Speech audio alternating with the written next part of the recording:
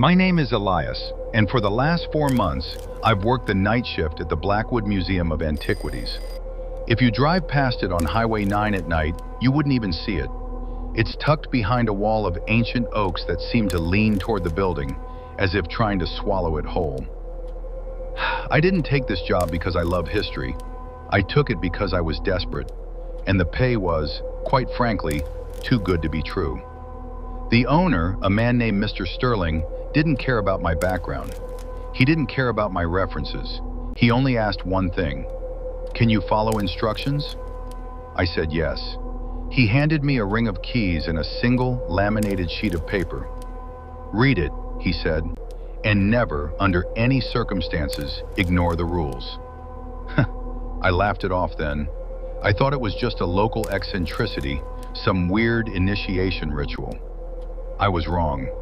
By the time I finished my first week, I wasn't laughing anymore. I was terrified. Number 1 is simple. If at any point after 2 a.m. you hear a rhythmic tapping coming from the basement, you must turn off your flashlight and stand perfectly still for exactly 10 minutes. The first time it happened, I was patrolling the Egyptian exhibit.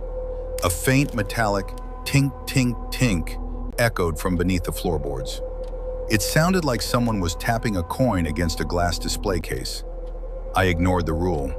I thought, someone's broken in. I grabbed my flashlight and marched toward the basement door. I unlocked it, the heavy hinges groaning like a dying animal. I clicked my light on. The basement was empty, or so I thought. I scanned the room with my light.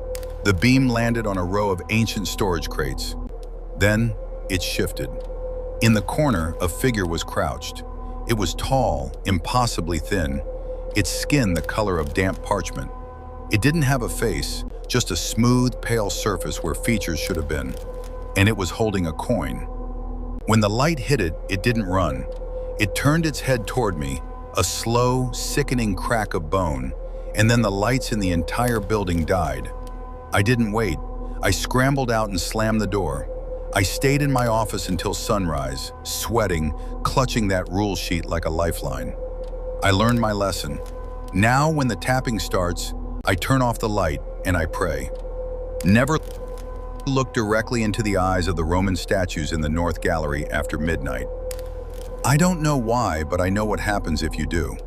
I once caught a glimpse of a bust of Caesar, and for a split second, its eyes followed me.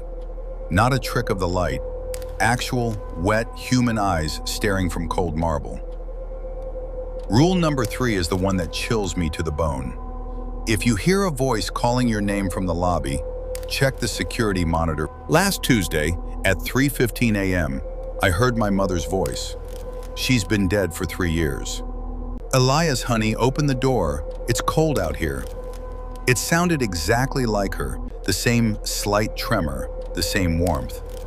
I stood up, ready to unlock the heavy front doors, but then I remembered. I looked at the monitor. There was no one in the lobby.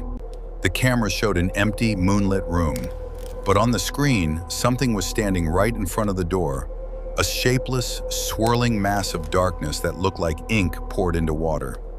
It wasn't a person. It was a lure. It wanted me to open that door.